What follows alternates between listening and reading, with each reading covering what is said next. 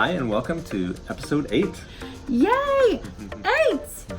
If you didn't catch last week's episode, we had some really cool footage of the submarine tour and the harbor tour, just a lot of water fun, so go check it out. This is Greg. I'm Deanna. If you're new here, this is SFRE. We are experiencing Mount Major, Prescott Park, Strawberry Banke, and finally Kennebunkport. So that's what this episode has to offer. We would love for you to join us. All right, family, where are we going? To Mount Major. Woohoo! Mount Major. The first Robeson family hike ever. Because we don't hike or camp Yeah, we don't. or walk or anything remotely outdoors. But we're learning a new way. Outdoorsy. We've been told by locals that it's easy hike. There's several types of hikes, but you can choose an easy one, and then the views are great. So that is what we are going to try to do. It's about an hour away from where we are, and so here we go.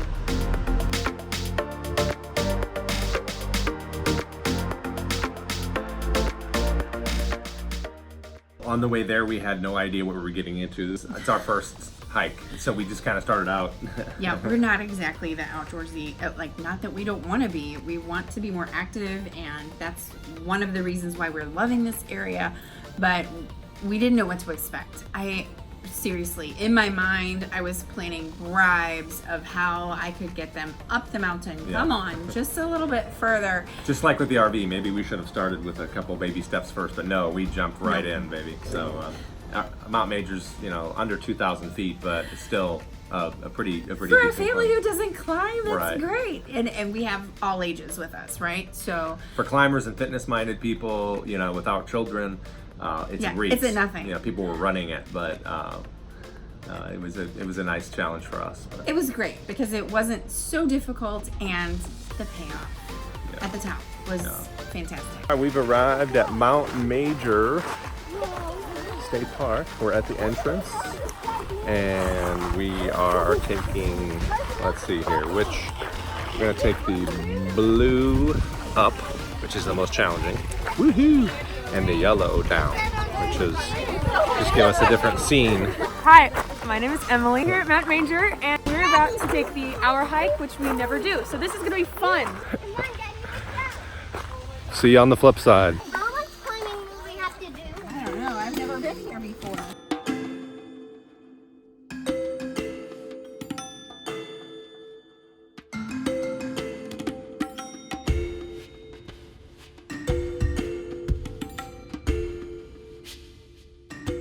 You guys actually like hiking? I'm your outdoors son. Of course I like hiking. Right? I think one of the big payoffs for me was the reaction in our children, just the sense of accomplishment, listening to them talk about it. I mean, you see some of it in the footage, but it's in moments where you look in your boys' eyes and they're like, we just did that. We did that. We like- climbed that cliff. We climbed that mountain. Yeah. It was like, This experience really fits in with our model and what we're trying to do with our kids. One of the key things we're trying to do is offer them fun, adventurous learning opportunities. And so, new experiences. right. So they have this real sense of accomplishment. I didn't know I could climb a mountain. Wow. I didn't even know that was humanly possible, is what Eli said. Even Kate, our 6-year-old, I know, I can see the path. I'm an excellent climber. Yeah.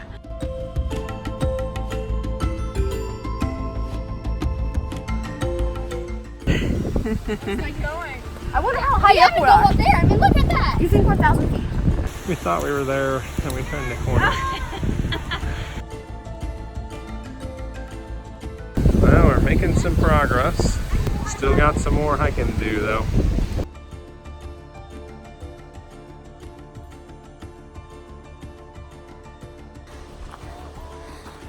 Are you having fun, Mercy?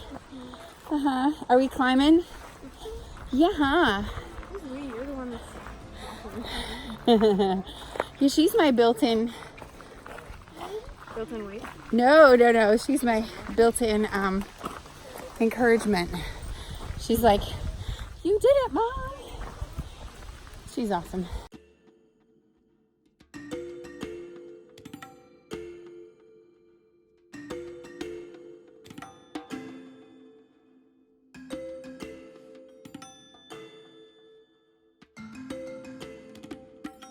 I think we're approaching finally. Not sure how we're getting up there, but when we got to the top finally, there's a spot up there to kind of hide from the wind. We packed a lunch and just kind of nestled in and ate at the top, and it was great. And the way down was beautiful. So gorgeous. I don't know who our hero is. That woman just climbed this mountain with that baby on the back. That's amazing.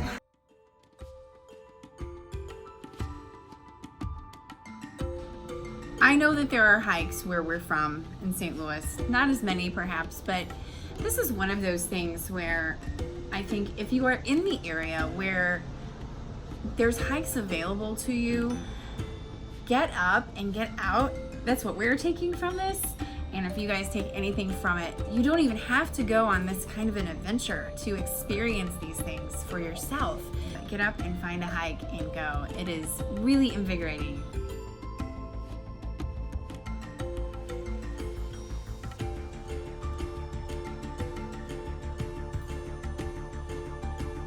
They have a tradition that when you pass by, you add a rock. Somebody's tuckered out on the way down.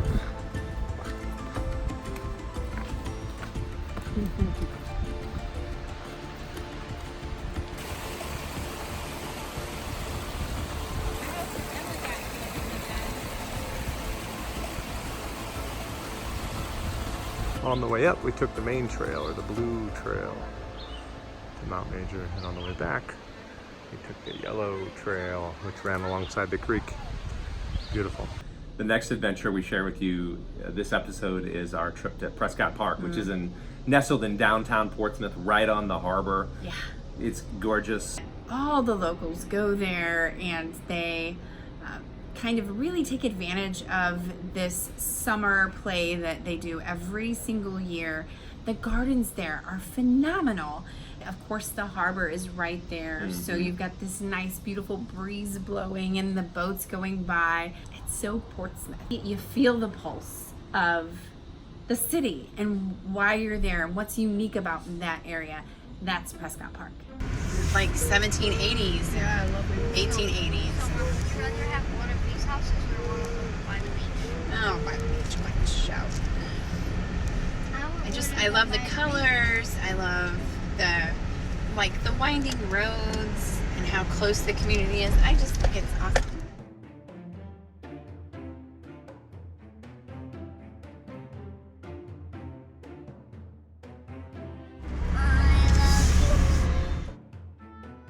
We are in Portsmouth, New Hampshire, in the beautiful Prescott Park. If Gorgeous. you're ever in the area, this is a fantastic place to go with your family. Not too crazy busy, even on 4th of July weekends. This is close to downtown Portsmouth, so easy access to a lot of great restaurants, little things for your family to do. But this is a family-friendly park that has bathrooms accessible, and if you get here on the nights that they have in the summer, they have free live entertainment.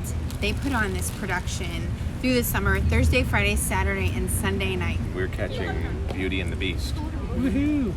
It is fantastic. This park was donated to the city of Portsmouth by the Prescott family on one condition, that they could not charge the inhabitants of Portsmouth any fees for anything that happened in the park.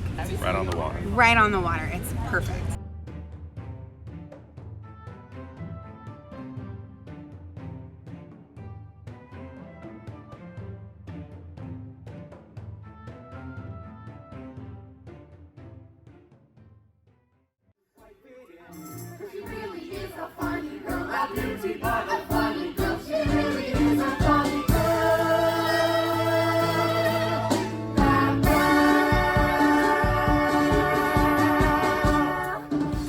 Welcome to the gardens, Prescott Park.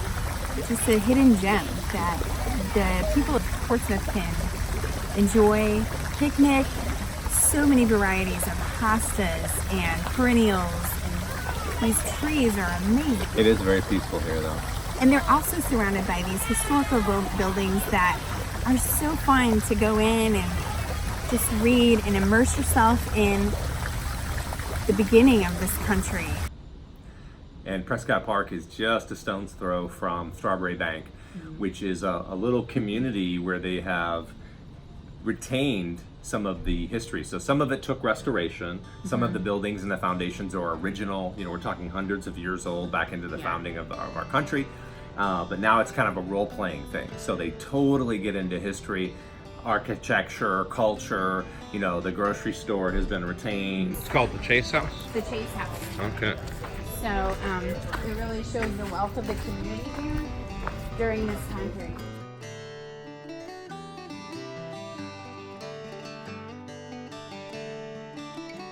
Such a pretty dining room. Well, they had these huge fireplaces because that's where they cooked. There's role players in all of the buildings telling you like who the family was that lived there, and all the role players are in costume, you know, in character. And, yeah, it's very fascinating to see how they have really taken this on themselves to offer it to the community.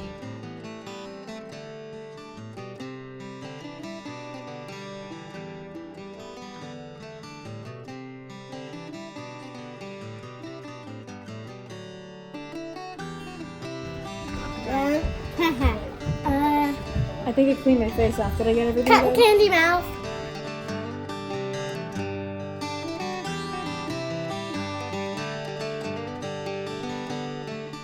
Family parlor. There's like desserts on the table. Can I get in here?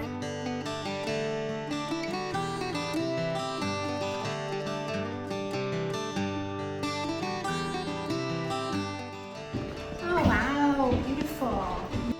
touring some of the old buildings in Strawberry Banke.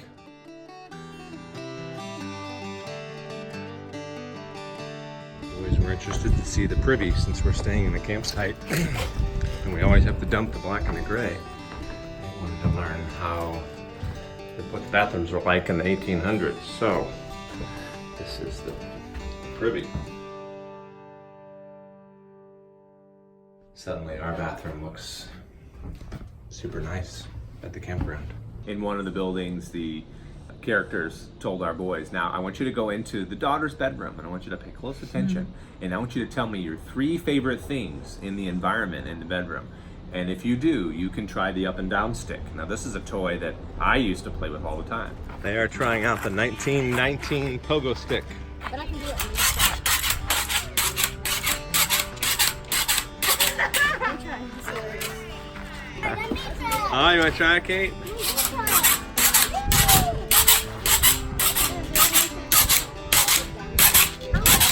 Now you're rocking. All right, Kate, your turn. Try the up and down stick. Guys, help her up. Awesome. Maybe help her while she bounces up a couple of times. There you go. And it's just so great for the kids to understand what life was like, what the toys were like, what the kitchens were like, what the privy was like. And so we've embraced a little bit of simplicity in RV travel, but it puts it all in perspective. Is this an actual store? No, but it's what a store would have looked like in 1943. Look, they had all the candy over in this area. Coca-Cola was a thing back then? Yeah. Oh my gosh.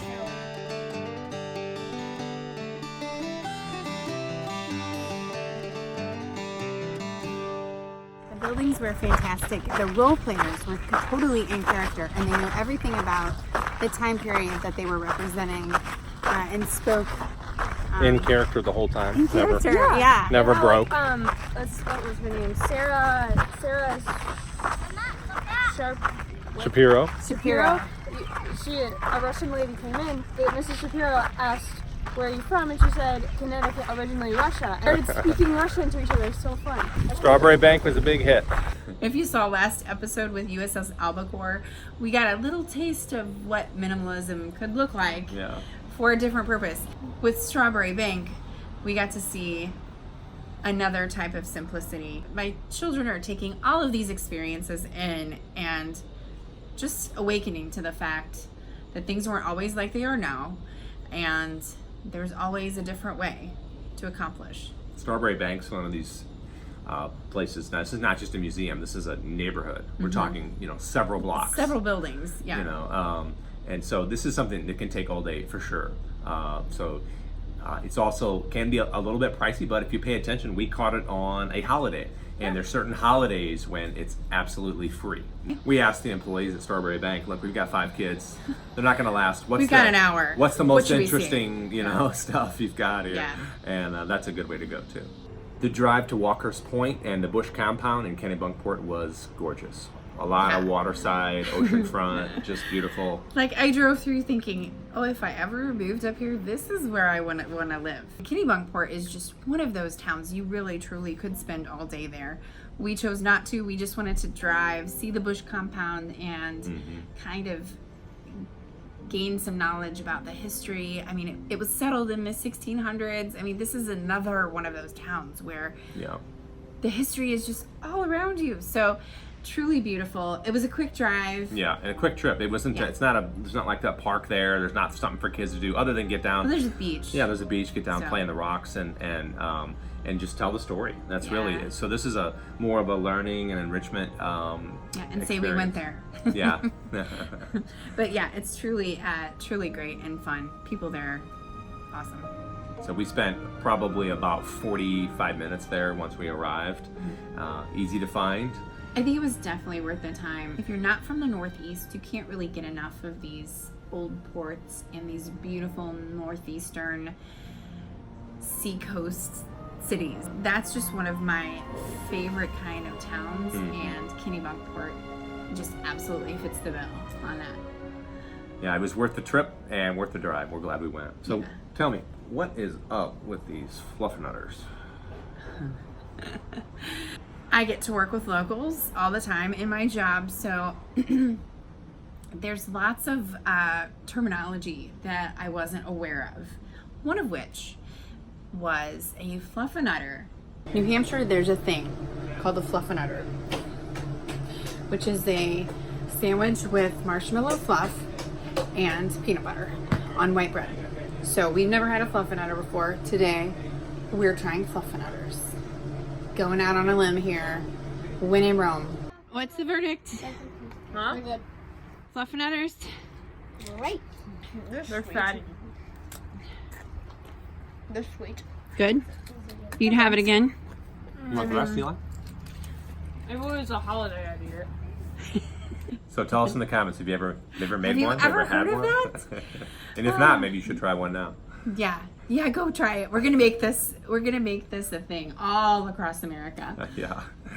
Well, we'd love to hear your comments too about Maine, about Kennebunk if you've been, about Prescott Park or Strawberry Banke, if you ever climbed Mount Major.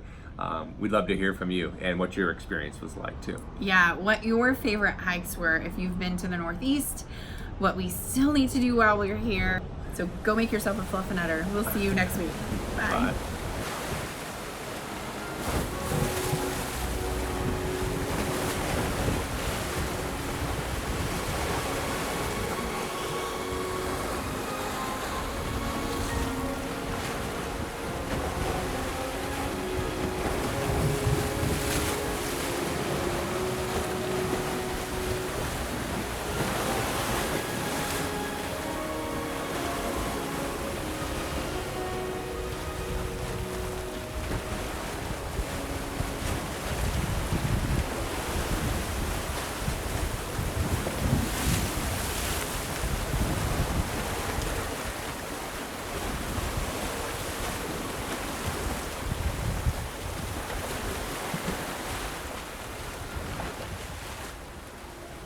I never thought it would actually be up that high.